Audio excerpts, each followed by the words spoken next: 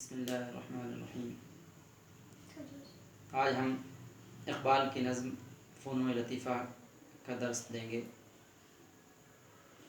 اقبال ایک عظیم شاعر، ایک آفاقی شاعر، بین الاقوامی شاعر کی حیثیت سے پوری دنیا میں مشہور ہیں۔ اقبال کے فن و فلسفے کو پوری دنیا میں شہرت حاصل ہوئی۔ تو سب سے پہلے ہم اقبال کا مختصر تعارف کرائیں گے، گرچہ یہ تعارف آپ کی کتاب میں شامل ہے، لیکن مختصر طور پر اقبال کی پیدائش 9 نومبر 1873 میں سیالکوٹ پنجاب میں ہوئی۔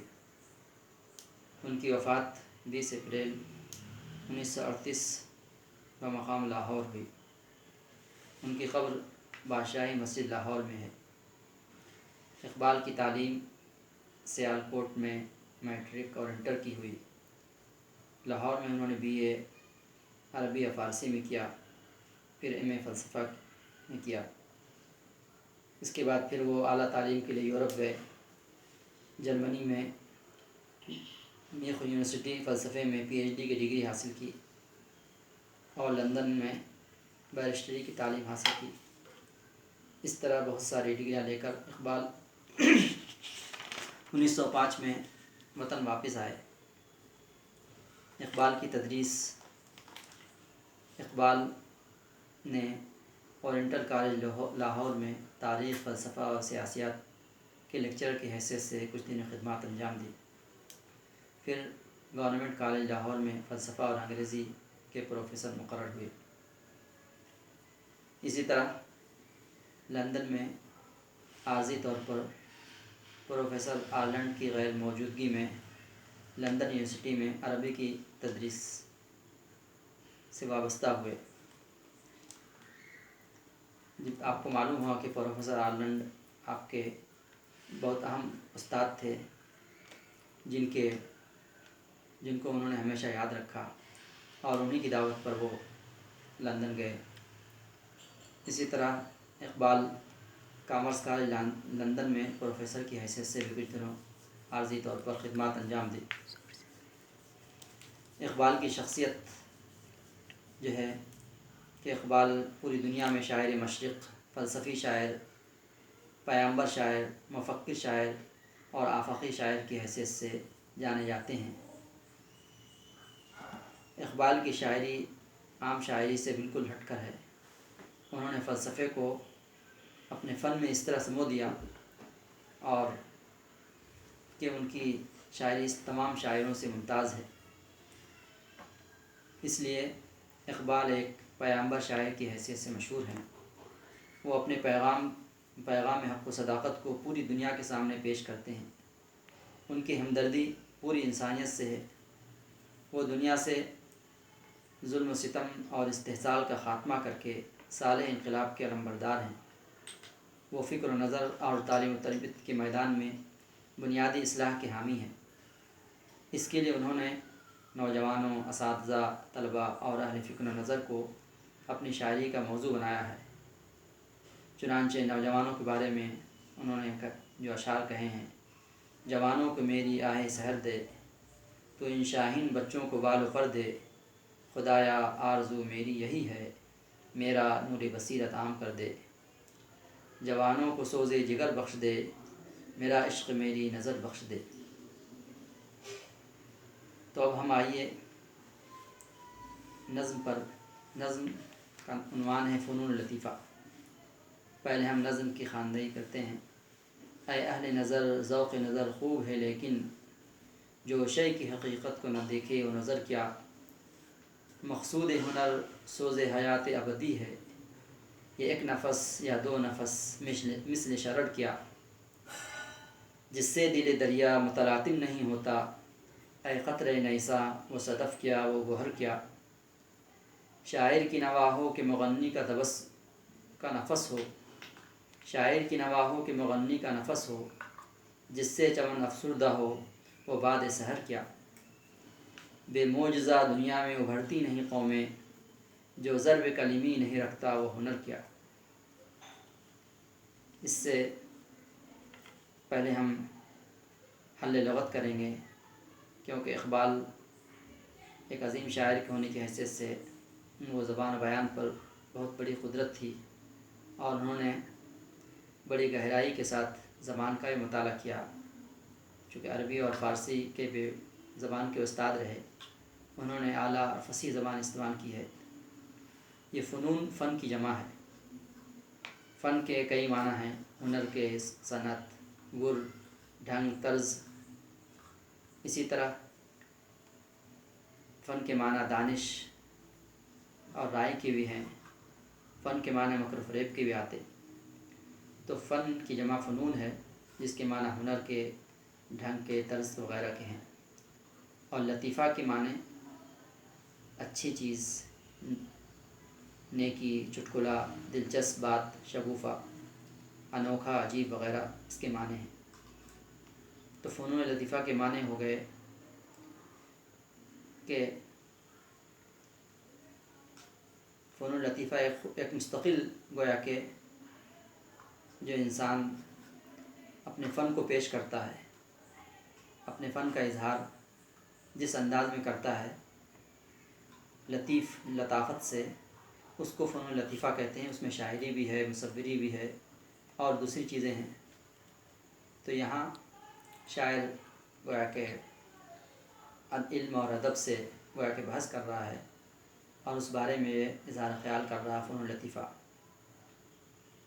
یہاں نفس کا ہے، نفس کے معنی سانس، دم کے، گھڑی کے، ساعت کے آتے۔ اسی طرح حیات ابدی یعنی ہمیشہ کی زندگی۔ صدف کے معنی سیپی، اور گوہر، گوہر اور گوہر کہتے ہیں جس کے معنی موتی کے۔ شرر کے معنی چنگاری۔ اسی طرح صدف، نیسا، نیسا کہتے ہیں رومیوں کا 7واں مہینہ، اور اس مہینے کی بارش کو نیسا کہتے تھے۔ کہتے بیساکھ اور اپریل مئی کا موسم، اس کو جو ہے وہ نیسا۔ متلاطم کے معنی طوفان، موج۔ تو یہ گویا کہ حل لغت ہے۔ اقبال کے فن پر عمومی نظر ڈالتے ہوئے ڈاکٹر وحید اختر لکھتے ہیں کہ اقبال ہر اس نظریے فن کو رد کر دیتے ہیں جو محض سکون بخش ہو، جس کا واحد مقصد احساس حسن ہو۔ اقبال فن کو زندگی کے کا اعلی کار مانتے ہیں، جس کا مقصد زندگی کی حیرت کو تیز کرنا اور انسانی مقاصد کے تابع کرنا۔ اقبال کے لیے فن بھی کلاسیکیت سے بغاوت ہے، چونکہ ان کا رخ ایک طرف کھوئے ہوئے کو جستجو کی طرف ہے، اور دوسری طرف مستقبل کی تعمیر کی سمت۔ اس لیے ان کے فنی رویے کو رومانی مستقبلیت بھی کہا جاتا ہے۔ تو یہ اقبال کا گویا کہ عمومی فن ہے، جو آپ کو ان کی پوری شاعری میں نظر آئے گا۔ ہم اس نظم پر بحث کریں گے جو ابھی پڑھی گئی، کہ اقبال کی انفرادی خصوصیت یہ ہے کہ انہوں نے اپنے فلسفیانہ فکر کو اعلیٰ ترین شعریت سے ہم آہنگ کر دیا، یعنی اپنے فلسفے کو، فلسفانہ فکر کو شعر سے ہم آہنگ، شاعری سے ہم آہنگ کر دیا۔ اقبال کی نظم فنون لطیفہ بھی ایک فلسفیانہ نظم ہے، جس میں انہوں نے اہل فکر و نظر کو اور اہل ہنر و کمال کو خالق کائنات کی پہچان کرنے اور اس کی ہدایات کے مطابق تمام انسانیت کی نفع اور خوشحالی کا سامان مہیا کرنے کی دعوت دی ہے۔ سائنسدانوں کو ایسا قدم نہیں اٹھانا چاہیے جس سے چمن افسردہ ہو، جس سے چمن کو زوال آ جائے، جس سے کھیتیاں اور نسل تباہ ہو جائیں، بلکہ چمن کی آبادی کی فکر کرنی چاہیے، اور اپنے فن کو معجزہ کلیمی کی طرح غالب اور رسا بنانا چاہیے۔ چنانچہ اب ہم ایک مصرے کی، ایک شعر کی جو ہے تشریح کریں گے۔ اے اہل نظر ذوق نظر خوب ہے لیکن، نظر یعنی نگاہ، جو فکر انسان کی ہوتی ہے، شاعر کی اور مصور کی اور اہل نظر کی، کہا کہ اے اہل نظر ذوق نظر خوب ہے لیکن، یعنی نظر کی پسندیدگی تو خوب ہے، لیکن گہرائی تک پہنچنا، جو شے کی حقیقت کو نہ دیکھے وہ نظر کیا۔ مطلب یہی ہے کہ انسان اپنی عقل، علم اور مطالعے سے عقل مند، عالم و فاضل، دانش اور مفکر بن جاتا ہے، اونچی نظر والا کہلاتا ہے، اور نئی نئی چیزیں ایجادات کر کے کائنات کے رازوں سے پردے اٹھانے کا دعویٰ کرنے لگا ہے۔ لیکن انسان شے میں طاقت اور کرشمہ دیکھ رہا ہے اور اس کے خالق کو بھلا دیا ہے۔ جیسے انسان نے بیماری کی دوا تیار کر کے اپنی بڑی کامیابی کا دعویٰ کرے، لیکن ایک ہی مرض کے دو مریض کو ڈاکٹر ایک ہی دوا دیتا ہے، ایک کو شفا ملتی ہے، ایک کو نہیں، کیونکہ شفا ڈاکٹر کے پاس نہیں، اللہ کے پاس ہے۔ اس لیے انسان کو اپنے مسائل کے حل کے لیے پہلے خدا کی طرف رجوع کرنا چاہیے۔ اس لیے گویا شاعر کہتا ہے کہ جو شے کی حقیقت کو نہ دیکھے وہ نظر کیا، یعنی ظاہر پر نظر ہو اور اس کی تہ تک نہ پہنچے کہ کائنات کا خالق کون ہے اور کون جو ہے نفع بخشتا ہے، کون شفا دینے والا ہے۔ اگر یہاں تک نظر نہیں پہنچی تو یہ نظر جو ہے گویا کہ میں وسعت نہیں ہے، جو صرف شے تک پہنچے لیکن شے کی حقیقت اور شے کے خالق تک نہ پہنچ سکے۔ دوسرا شعر ہے، مقصود ہنر سوز حیات ابدی ہے، یہ ایک نفس یا دو نفس مثل شرر کیا۔ ہنر کا یعنی ہنر، فن اور کمال جو ہے اس کو ہنر کہتے ہیں، تو ہنر کا مقصود مانے مقصد، سوز حیات ابدی ہے، ہمیشہ کی زندگی کا سوز، درد۔ یہ ایک نفس یا دو نفس مثل شرر کیا، یعنی ایک سانس، نفس کی میں سانس، ایک سانس یا دو سانس سے یہ کامیابی حاصل نہیں ہو سکتی ہے۔ یعنی مطلب یہ ہے کہ اقبال کے مطابق دنیا کے تمام علوم و فنون انسان کو حقیقی چین و سکون نہیں دے سکتے۔ دنیا میں بھی یہ سکون ادھورا ہے، اور مرنے کے بعد قبر، حشر اور آخرت میں یہ فنون کام نہیں دیں گے۔ دنیا کی عارضی راحت کی مثال ایک یا دو سانس یا ایک چنگاری کی طرح ہے۔ ہمیشہ ایسا ہنر ہو جو ابدی عیش کا سامان کرے۔ مطلب یہ ہے کہ انسان اپنے ہنر سے اور اپنے فن سے ایسا کام کرے جو ہمیشہ کی راحت کا سامان ہو، جو دنیا کے ساتھ ساتھ آخرت کی کامیابی کا سامان ہو اور ہمیشہ اسے سکون حاصل ہو، اس کی طرف کوشش کرنی چاہیے۔ اسی لیے شاعر گویا کہ مخاطب کرتا ہے اہل ہنر کو کہ ہنر کا مقصود تو ہمیشہ کی زندگی اور ہمیشہ کا سکون ہو۔ صرف ایک سانس، دو سانس، آخرت کی زندگی یہ دنیا کے مقابلے میں ایک سانس اور دو سانس کے برابر ہے، یا ایک چنگاری کی لپک کے برابر ہے۔ اس لیے کہا مثل شرر، یعنی چنگاری کی طرح لپکنا، جس سے دل دریا متلاطم نہیں ہوتا، اے قطرہ نیساں وہ صدف کیا وہ گوہر کیا۔ تلاطم، دریا میں تلاطم جس سے نہ ہو، تو کہا جس سے دل دریا کا دل متلاطم نہیں ہوتا، جس سے دریا میں موج نہ آئے، دریا کے دلوں میں یا انسانی دل میں جو ہے فکر پیدا نہ ہو، تو کہا اے قطرہ نیسا وہ صدف کیا وہ گوہر کیا۔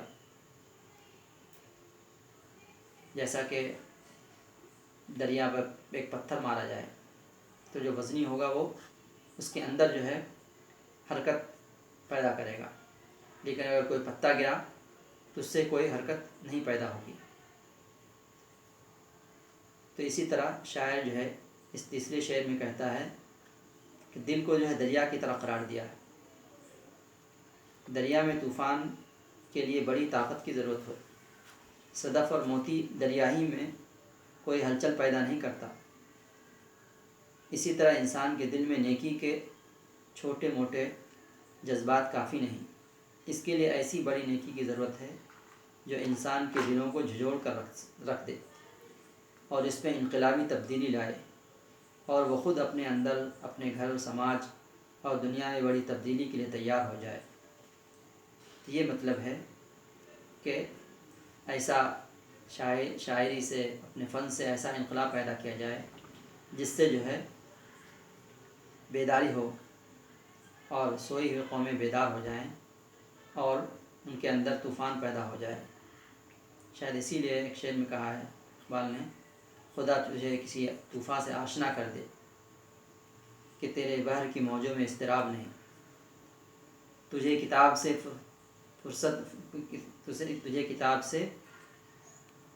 نہیں کہ تو کتاب خواہ ہے مگر صاحب کتاب نہیں، تجھے کتاب سے فراغ ممکن نہیں، فراغ کہ تو کتاب خواہ ہے مگر صاحب کتاب نہیں۔ شاید اسی کی طرف اشارہ ہے۔ پھر اب شاعر خود جو ہے براہ راست شاعروں کو اور مغنی کو، یعنی گانے والوں کو، اس کو مخاطب کر رہا۔ شاعر کی نوا ہو کہ مغنی کا تبسم، مغنی کا نفس ہو جس سے چمن افسردہ ہو وہ باد سحر کیا۔ شاعر کی نوا کے معنی آواز، اور مغنی معنی گانے والا، اس کا سانس، نفس۔ تو کہہ رہے ہیں چوتھے شعر میں کہ اپنی بات کو واضح کرنے کے لیے کہ ایسے فن شاعری اور نغمہ سرائی سے کیا فائدہ جس سے راحت کی بجائے افسردگی ہو اور دل کے چمن میں بہار کی بجائے افسردگی اور مایوسی ہو۔ آپ ایسے جو ہے ایسے گیت اور ایسی باتیں بولیں جس سے بے چینی اور بے قراری اور بڑھ جائے، تو اس سے کیا فائدہ؟ ایسا ہو جس سے جو ہے ابدی راحت کا سامان ہو اور دنیا کے ساتھ ساتھ آخرت بھی سنور جائے اور زندگی جو ہے خوشی اور خوشحالی کی طرف ہو، اور انسان کے اندر جو ہے مایوسی کے بجائے جو ہے امید کی کرن نظر آئے۔ اسی کو شاعر کہتا ہے کہ شاعر کی نوا سے، شاعر کی آواز سے چمن افسردہ نہ ہو بلکہ اس میں کے اندر تازگی آئے، کہا جس سے چمن افسردہ ہو وہ باد سحر کیا، یعنی ایسی ہوا، سحر کے معنی صبح کی ہوا ایسی ہو جس سے چمن افسردہ ہو جائے، تو پھر کیا فائدہ۔ اس کے بعد آخری شعر بہت ہی اہم ہے اور پوری نظم کا خلاصہ ہے، اور اس میں سبق ہے: بے معجزہ دنیا میں ابھرتی نہیں قومیں، بے معجزہ دنیا میں ابھرتی نہیں قومیں، جو ضرب کلیمی نہیں رکھتا وہ ہنر کیا۔ یہاں شاعر ایک طرح سے تلمیح بھی کر رہا۔ تلمیح کہتے ہیں کسی خاص واقعے کی طرف اشارہ کرنا، تو ضرب کلیمی یہاں جو ہے تلمیح کے طور پر استعمال ہوا ہے۔ حضرت موسیٰ علیہ السلام کا لقب کیا تھا؟ کلیم اللہ، تو اسی سے کلیمی کہا۔ ضرب کلیمی، ضرب کے مار۔ حضرت موسیٰ علیہ السلام کو اللہ کی لاٹھی تھی، اللہ تعالیٰ کے حکم سے جب وہ زمین پہ مار دیا انہوں نے، تو پانی کے 12 چشمے پھوٹ پڑے۔ اور اسی طرح جب فرعون کی غلامی سے آزاد کر کے لے جا رہے تھے اور فرعون کا لشکر جب پیچھے آ گیا، تو اللہ کے حکم سے انہوں نے سمندر میں لاٹھی ماری، تو 12 راستے بن گئے اور بنی اسرائیل جو ہے فرعون کے ظلم سے نجات پا گئے، اور فرعون اور اس کا پورا لشکر جو ہے بیچ میں آنے کے بعد دریا مل گیا اور پورا لشکر جو ہے غرقاب ہو گیا۔ تو یہ 2 فائدہ، ایک تو ہے کہ قوم کو آزادی حاصل ہو گئی، پوری قوم کو، اور جو ظالم تھے اور خدائی کا دعویٰ کرنے والے تھے وہ نیست و نابود ہوئے۔ تو یہ ضرب کلیمی ہے۔ تو اس لیے کہا کہ یہ حضرت موسیٰ علیہ السلام کا معجزہ تھا۔ تو کا بے معجزہ دنیا میں ابھرتی نہیں قومیں۔ اگر ابھرنا ہے، ترقی کرنا ہے، آگے بڑھنا ہے، تو معجزہ پیدا کرنا پڑے گا۔ اب ظاہر ہے کہ معجزہ تو اللہ تعالیٰ کی طرف سے ہے، تو معجزہ فن میں کیسے پیدا ہوتا ہے؟ یہ غور سے، فکر سے، صحیح علم سے، صحیح سمجھ سے اور آزادانہ انداز میں سوچنے سے۔ اگر ہم غلامانہ انداز میں سوچیں گے تو ہم ہمیشہ غلام ہی رہیں گے۔ تو یہاں پر کہہ رہے ہیں کہ علم میں، ہنر میں ترقی کرنے کے لیے ضروری ہے کہ کافی محنت کی جائے۔ جو حصول علم کا ذریعہ ہے اس میں کوتاہی نہ ہو اور غلامی کا غلامانہ انداز نہ ہو، تقلیدی اندھی تقلید نہ ہو، تو ہی کامیابی ملتی ہے۔ تو اسی لیے اقبال انسان کو ایسا ہنر سیکھنے کی دعوت دیتے ہیں جو حضرت موسیٰ کلیم اللہ علیہ السلام کی طرح معجزاتی اور کرشماتی ہو۔ تو اس طرح جو ہے ظالم طاقتوں کا سر کچل کر ایسا ہنر جو اپنے ہنر سے ظالم طاقتوں کا سر کچل دے اور کمزور لوگوں کو حقوق اور انصاف دلائے، یہی جو فن کا اصل معجزہ ہے۔ ایسا نہ ہو کہ شاعر کا اور صحافی کا قلم جو ہے یہ حکمراں اور ظالموں کی ہمدردی کرے، ظالموں سے اسے ہمدردی ہو، مظلوموں سے اسے ہمدردی نہ ہو۔